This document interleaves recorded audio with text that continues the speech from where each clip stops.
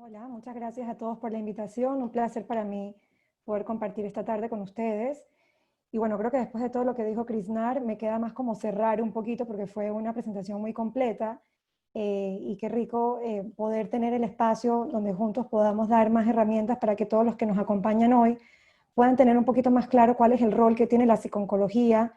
y cómo podemos ayudar al paciente, a la familia, pero también al equipo médico, ¿no? Todas las personas que de una u otra forma tienen un pilar importante en este proceso. Así que bueno, voy a pasar a compartir mi presentación. Entonces vamos a trabajar un poquito en el tema, digamos, complementando lo que ya nos dijo Krishnar, más como una conclusión. ¿Cómo podemos ofrecer este apoyo emocional al paciente con cáncer, a los cuidadores, viendo a los cuidadores tanto a la familia como al personal que está durante todo este proceso dando soporte al paciente y a la familia como tal?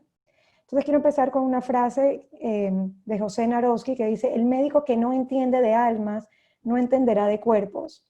Muchas veces hemos estado acostumbrados y culturalmente siempre se habla sobre cuando algo nos duele, entonces corremos a buscar ayuda, pero se nos olvida un poquito que el dolor emocional es un dolor muy fuerte y que si no se busca un apoyo a tiempo puede ser mucho más doloroso que inclusive un dolor físico. Y obviamente como estamos conectados, no es mente por un lado y cuerpo por otro, es importante ver cómo esto va trabajando en conjunto y cómo cada área nos va hablando un poquito de la otra porque está justamente conectado. Así que la idea de la creación de la psiconcología fue justamente dar este apoyo a los pacientes afectados con cáncer, pero igualmente, como hemos mencionado antes, a los familiares y a los profesionales en el área de la salud, y abarca diferentes aspectos, tanto la prevención, porque en la medida que nosotros podamos tener una población mucho más eh, informada, sabiendo lo que está pasando y cómo pueden ayudarse, definitivamente vamos a lograr entonces poder tener más herramientas para poder salir adelante. Igualmente trabajamos en el momento del diagnóstico del paciente y cómo recibe esta noticia, y la manera como recibe la noticia va a tener un impacto importantísimo en cómo va a ser todo su proceso. No solamente es lo que se dice, sino cómo se dice, tiene un impacto muy grande. Todo el proceso de la evaluación, los tratamientos, todo el momento de la rehabilitación, igualmente los cuidados paliativos. Y también hay un apoyo en toda la parte de el duelo, digamos, anticipatorio y el duelo como tal. Entonces, el objetivo realmente en este campo de la psicología es poder ayudar a que podamos tener también mejores competencias en la comunicación, porque la manera como damos un diagnóstico, la manera como acompañamos con nuestro cuerpo, con nuestras palabras, porque el lenguaje no solamente es verbal, sino lo que decimos con nuestros gestos, con nuestras miradas y también con el silencio, porque el silencio también comunica, es una parte fundamental de este apoyo que vamos a brindar a lo largo de todo el proceso. E igualmente, una de las partes que más ha ido ganando terreno en los últimos años ha sido la parte de investigación y docencia. Así que mientras más informados y más conozcamos sobre qué está pasando con el paciente y qué está pasando con esta familia que quiere apoyar al paciente, pero que muchas veces no sabe cómo hacerlo, y qué pasa con el personal médico que también en este proceso se puede desgastar o se puede sentir a veces que no tiene una base segura para saber hacia dónde continuar. La identificación que podemos tener con los pacientes hace que muchas veces nos cueste separar un poquito nuestra historia de la historia del otro, y como sabemos que la empatía va a ser clave, si nosotros reconocemos nuestra historia, nuestros sentimientos, podemos conectarnos mejor con la historia del otro, los sentimientos del otro, y poder estar ahí para apoyar de una manera que podamos seguir siendo funcionales para ellos y podamos escucharlos, podamos valorar sin enjuiciar, sin juzgar, sino con cariño, contacto, tratando de ayudarle a que encuentre las posibles soluciones que en su momento pueden estar presentes, o buscar unas nuevas soluciones, en donde la solución no es solamente pensar en eliminar una enfermedad, sino buscar soluciones también a corto, mediano y largo plazo que les permitan tener una mejor calidad de vida y que puedan conectarse con sus emociones. Una persona que puede reconocer sus emociones y que las puede nombrar, puede tomar mejores decisiones, se disminuye la ansiedad y tiene una mayor capacidad de afrontamiento. Y eso es lo que queremos lograr en todo el área de la psiconcología, en el apoyo de estos tres pilares tan importantes como es paciente, familia y cuidador, independientemente si este es un cuidador dentro del área de la salud o es un cuidador que la familia busca como apoyo adicional a los cuidados que la familia en sí ya le está ofreciendo. Entonces, uno de los puntos más importantes que vemos tanto en los pacientes como en la familia, que muchas veces cuando llega el diagnóstico se preguntan ¿por qué? ¿Por qué a mí? ¿Por qué esta situación? ¿Por qué en este momento? Y si bien no hay un momento específico o mejor o peor para recibir un diagnóstico, sabemos que esta es una pregunta que en muchas personas llega a plantearse, e incluso muchas veces el personal médico también a veces llega a hacerse este tipo de preguntas. El punto no es si esta pregunta se llega a establecer o no, sino ayudar a que el paciente y a la familia y que también el personal puedan pensar para qué pudo haber llegado a esta situación en nuestra vida. Y esto le da la fortaleza o empodera al paciente y a la familia a tratar de buscar algo que puedan construir. Nadie nos puede decir realmente para qué llegó, porque no hay una única respuesta, pero en la medida que nosotros fortalecemos al paciente y lo empoderamos emocionalmente, este es un paciente que va a poder construir una historia adicional a raíz de este diagnóstico, más todo lo que viene siendo la vida del paciente, porque el paciente no puede ser solamente su diagnóstico. El diagnóstico es un capítulo adicional en su vida que en un momento dado toma mucha fuerza y que pareciera que pone un poco en silencio otros capítulos de su vida, pero la idea del acompañamiento es darle la oportunidad de que tenga las herramientas suficientes para que pueda seguir viendo los diferentes roles que ha asumido en su vida en ese momento, e igualmente asumir esta nueva situación que llega a su vida e ir viendo cómo se adapta poco a poco y quiénes son esas personas o esas piezas fundamentales que van a permitir hacer ese nuevo planteamiento, esa nueva forma o esa estructura que le va a permitir seguir funcionando cada vez sintiendo un poco más de control, a pesar de que pueden existir muchas cosas en donde la hagan sentir incertidumbre o miedo o incluso muchas veces desesperanza. Así que no es tanto el por qué, sino ayudar a encontrar un para qué, una razón, algo que le permita construir, algo en lo que sienta que pueda seguir siendo protagonista de su historia, que pueda seguir siendo activo, y que esto no significa no llegar en algunos momentos a pensar que puede sentirse debilitado o que pueda llegar a sentirse confundido o a sentirse desesperanzado, porque como nos dimos cuenta y sabemos que uno no escoge lo que siente, pero uno siempre puede escoger qué hacer con lo que está sintiendo. Entonces aquí el punto es darle la oportunidad que el paciente y la familia se sientan escuchados y que el personal también sienta que tiene un espacio para hablar de cómo se siente con cada uno de los pacientes que están atendiendo como equipo para poder seguir dando la mejor contención, el mejor apoyo, la mejor guía posible para poder todos salir adelante fase por fase, un día a la vez. Entonces es importante que podamos ver o ayudar a que el paciente también pueda ver cuál es su mundo interno, qué está pasando en su interior, no solamente la parte física, sino la parte emocional, y que pueda reconocer sus emociones, que le ponga nombre, que trate de identificarla, porque como decíamos antes, si las emociones están muy altas, la persona no puede pensar adecuadamente. Toda la parte del pensamiento queda completamente bloqueado, entonces ahí la ansiedad toma una fuerza mucho mayor y en vez de entrar y desaparecer, que es el proceso normal que podría tener una respuesta de ansiedad, que las tenemos todos en diferentes momentos, donde sentimos cierto grado de incertidumbre, en vez de irse y darnos una señal de que algo está pasando, se mantiene, se prolonga y se vuelve mucho más fuerte en el tiempo, y esto hace mucho más complicado que la persona entonces pueda ver como otros caminos para tomar. Así que vemos que en todo este proceso hay diferentes duelos. Un primer momento es un duelo por la pérdida de ese estado de salud que se pensaba tener, y pueden haber otros duelos en el proceso, tanto propios de la enfermedad como de otras áreas de su vida, y la idea es ayudar a que el paciente reconozca que con cada duelo puede ser que hay algo que perdamos, pero también hay algo que podemos construir, y ese es el punto, es una mirada de esperanza, una mirada de ver qué tenemos al frente, cuáles son las herramientas que tenemos a la mano, o cuáles son las que podemos tratar de aprender e implementar juntos como equipo para poder ir ayudando a hacer este proceso de la mejor manera. Y para ello debemos reconocer entonces y escuchar cuáles son los roles que el paciente siente que hasta el momento ha estado ejecutando, cuáles son los roles que tiene miedo de perder y qué podemos hacer al respecto para ayudarle a que encuentre posibles alternativas o soluciones en ese momento o en esas inquietudes. Entonces hacerles preguntas como, por ejemplo, ¿qué es lo que más le preocupa en este momento? Aunque una situación no sea igual a la otra, en otros momentos difíciles de su vida, ¿qué hizo para poder salir adelante? Cuando ayudamos a que el paciente revise esa caja de herramientas y encuentre qué otras cosas en su vida ha utilizado, probablemente se sienta un poquito más cómodo para intentar implementarlas en este momento. Y en caso de que no sean tan útiles como lo fueron en un momento dado, entonces empezar a revisar juntos qué otras pudiésemos poner en práctica. Así que la idea es todo el tiempo poner al paciente y a la familia en una actitud más activa, en donde ellos son claves y principalmente el paciente va a ser el protagonista de su historia, y necesitamos que esté ahí con nosotros para que pueda recibir ese apoyo que estamos dispuestos a brindarle, pero el paciente debe quererlo y debemos ayudarle a que entienda el por qué y para qué de su propio propósito, de su camino y de lo que quiere construir. Así que vemos que cada paciente y cada familia tiene un proceso de adaptación distinto. Hay un tiempo que cada uno va a hacerlo de su manera, a su forma, y es importante reconocerlo, respetarlo, valorarlo, entenderlo y fortalecerlo. Hablando, teniendo una escucha activa y revisando un poquito estas diferentes variables que forman parte del afrontamiento, unido a todo lo que nos comentó Krishnar, igualmente es ver cómo el paciente está desde el momento que llega al diagnóstico, qué ha pasado en su vida hasta ese momento, reconocer su historia, cómo se encuentra física, emocionalmente, espiritualmente, socialmente, familiarmente, laboralmente, académicamente, en todas las áreas de su vida,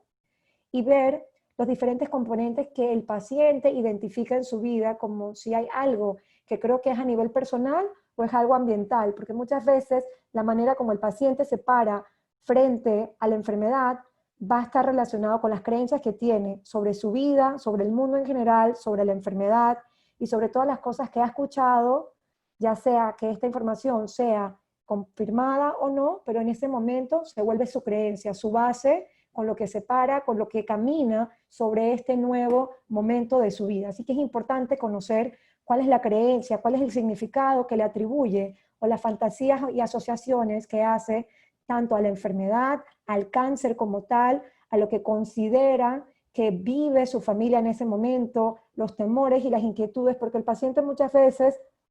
su inquietud no está ligada únicamente a la enfermedad, muchas veces puede ser qué va a pasar con mi familia a raíz de mi enfermedad, o puede ser que el tema de la enfermedad está presente, pero en algunos casos nos encontramos que hay otros temas en su vida que llegan a tener mucha más fuerza o están en un grado de prioridad aún más alto que la enfermedad en sí, porque son situaciones que no están del todo resueltas. Así que es importante no asumir que necesariamente porque un paciente fue diagnosticado de cáncer, en ese momento esa es su mayor preocupación, porque cada persona es un mundo distinto y tenemos que revisar un poquito qué es lo que está pasando. Y digo un poquito porque tenemos que ir poco a poco, tenemos que ir respetando los tiempos que tiene el paciente en la medida que nos permita ir acompañándolo en su propio proceso.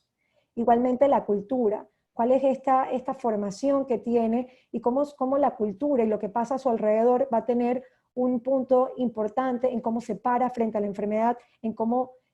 su mente se maneja sobre qué cosas yo creo que voy a ser capaz o no, aún con la enfermedad. Igualmente los antecedentes familiares, no es lo mismo un paciente que es el primero en su familia que tiene cáncer, a una familia donde ya saben que hay antecedentes y hay que ver cómo han sido esas historias anteriores, si han salido, digamos, positivos en cuanto a que han sido personas que se han podido curar de esta enfermedad o si lastimosamente han tenido muchos duelos a raíz de la enfermedad. Entonces todo esto tiñe de alguna manera cómo la persona va a afrontar esta nueva información, esta nueva noticia que llega a su vida y cómo acoge las experiencias de otros. Recordemos que el paciente con cáncer muchas veces va a querer entender o escuchar o reconocer cómo lo vive el de al lado, ya sea el que se sienta al lado mío en quimioterapia, o el vecino, o lo que leí, o lo que escuché. Y tenemos que ayudar a que el paciente entienda que así como su historia es única, la historia de las demás personas también es única. Entonces podemos escuchar para aprender o revisar, pero no necesariamente lo que le pasó al otro, sea positivo o no tan positivo, necesariamente tiene que repetirse en mi propia historia. Cuando el paciente es consciente de esto y lo tiene presente, entonces es mucho más fácil que el paciente pueda ir revisando su propia historia un día a la vez, viendo qué puedo utilizar de forma positiva de las historias de otros, pero no atemorizarme, o si me atemorizo, por lo menos hablar de eso que estoy sintiendo para que no me congele y me permita seguir funcionando. Así que por ende, las respuestas emocionales van a ser importantes, en donde no hay respuestas ni buenas ni malas, porque las emociones no son ni buenas ni malas. La función que tienen son de darnos una señal de alarma, de indicarnos que algo está ocurriendo, para que podamos replantear un poquito cómo me estoy sintiendo y a partir de ahí cómo quiero tratar de funcionar. Y si siento que no lo estoy logrando, entonces hablar de eso para ver qué personas o qué recursos puedo tener en ese momento que me permitan afrontar esta situación que estoy experimentando.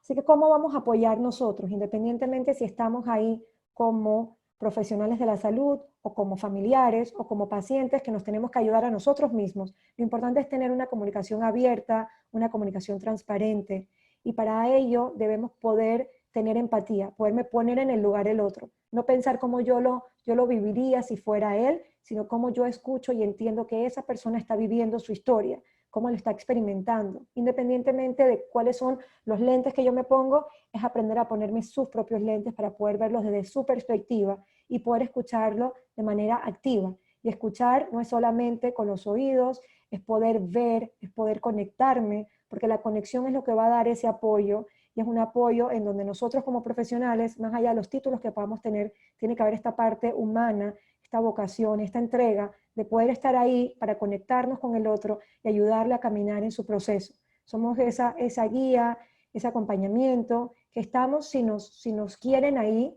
y también respetamos cuando no nos quieren ahí. Hacemos el intento de que nos permitan estar, pero también respetamos cuando el paciente no se siente listo, de que los acompañemos en su momento. Y eso es a veces uno de los golpes más duros que podemos tener, sobre todo cuando iniciamos en esta profesión, porque estamos con muchos deseos de ayudar y nos duele un poco si a veces tenemos un familiar o un paciente que a veces se niega a recibir esa ayuda. Pero tenemos que entender que no es nuestro proceso, sino el de ellos, y que tenemos que respetar cuáles son sus inquietudes, sus temores, sus deseos y sus necesidades, pero siempre dejando la puerta abierta de que estamos ahí para ellos y para que cuando nos necesiten, ahí nos van a poder encontrar. Así que lo más importante es poder reconocer que esto no es un trabajo de carrera, esto es algo de ir poco a poco, y que cuando nosotros nos entregamos y ponemos nuestro corazón, pero también nuestra mente y nuestra disposición a ayudar un día a la vez, escuchando con empatía, con entendimiento, valorando, dándole el respeto al paciente, a su familia, al equipo y a los tiempos que cada uno de nosotros necesita, vamos a poder dar realmente una calidad de acompañamiento que es lo que queremos dar. Muchísimas gracias. Gracias a usted por compartirnos. Quiero leer algo que aquí nos escribió Milciades. Dice, el temor de la población a la palabra cáncer hace que mucha gente acuda tardíamente al médico para hacerse los exámenes y ello retrasa el diagnóstico y afecta el resultado de los tratamientos. Hay que educar a la población, debe ser un trabajo permanentemente a todo el equipo de salud y allí existe un papel muy importante del psicólogo.